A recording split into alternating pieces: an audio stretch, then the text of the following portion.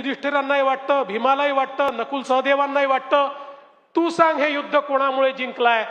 त्यावेळी तो बर्बरीक म्हणाला की अरे बाबांनो, तुमच्या कोणामुळेच हे युद्ध जिंकता आलं नाही.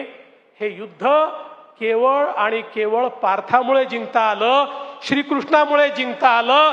तुम्हालाही कल्पनाच नाही की या ठिकाणी भीष्माचार्य, द्रोणाचार्य, कर्ण यांच्यासारखे योद्धा मारण्याची तुमची क्षमताच नव्हती, पण त्या ठिकाणी तुमच्यासोबत पार्थ होते म्हणून हे युद्ध जिंकता आलं.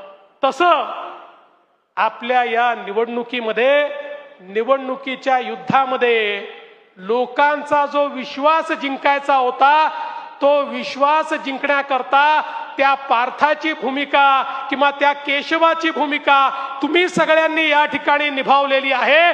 तुम्ही केशव होतात आणि मोदीजी माधव होते.